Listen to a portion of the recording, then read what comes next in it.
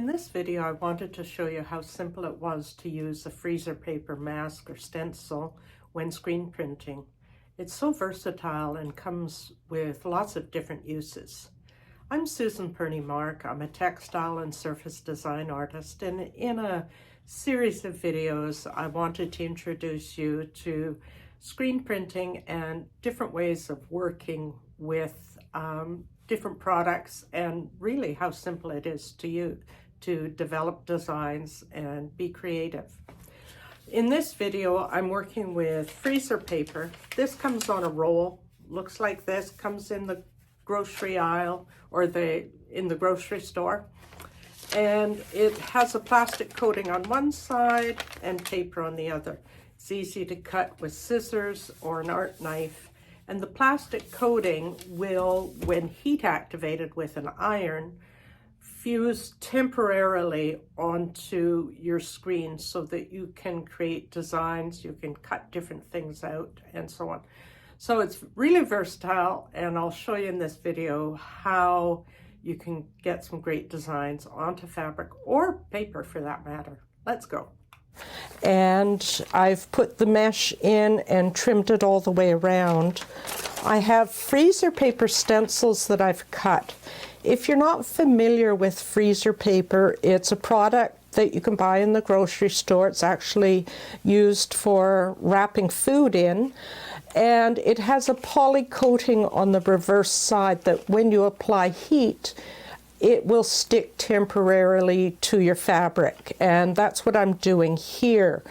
This is, I want the stencil or the mask on the back side of the screen, so I'm flipping it over and putting a piece of paper to protect the mesh while I iron it. Now the iron is at a medium setting. You don't want any steam, and you'll have to check every once in a while to make sure that that mesh is and the stencil are sticking together. Oh, they're beginning to, so we'll go back and add some more heat. Okay, there I have my freezer paper mask, and it's ironed onto the back of the silk screen. And because my larger scraper or squeegee isn't going to fit, I'm using a smaller one that I showed you earlier. You could also use a credit card or something similar. And I've got this yummy purple paint, and I'm not worried about a well here. I've sort of got one built in there with the freezer paper, and I can just push the design easily through there. And there we are, some great prints. So we can just keep going with as many as we want, and coming through. I think I'm running a little short on paint. Sometimes you can actually see that rather than lifting up the screen. You can see that it's not taking near the bottom. So there we go, a little bit more, and there. So really nice, clear, crisp designs with the freezer paper. And next I'll show you another way of doing this with the freezer paper and putting the freezer paper directly onto the fabric. So I'll be back in a minute. In this case, what I've done is iron the freezer paper directly to the fabric, and the advantage of that is I could make a freezer paper mask as large as my fabric and cut out everything that I needed in great detail and then iron the freezer paper directly on.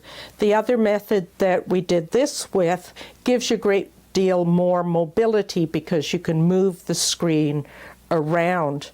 So I've got the screen here. I just took the freezer paper mask off, and keep in mind that you want to make sure that freezer paper is larger than your screen, and I can go back in with the paint and squeegee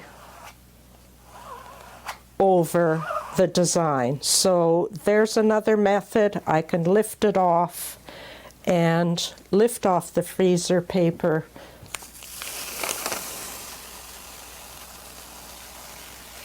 and there we are with that. So a different approach. Neither one is right or wrong. It just depends on the overall effect that you want.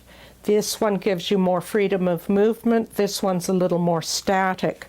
Generally, you may find that you can let the freezer paper dry with the paint and reposition it somewhere else, and then go back and add more details. So remember, with this paper, the paint to some extent strengthens it so you can use it repeatedly. So those are some ideas with freezer paper masks. I hope you can come up with lots more.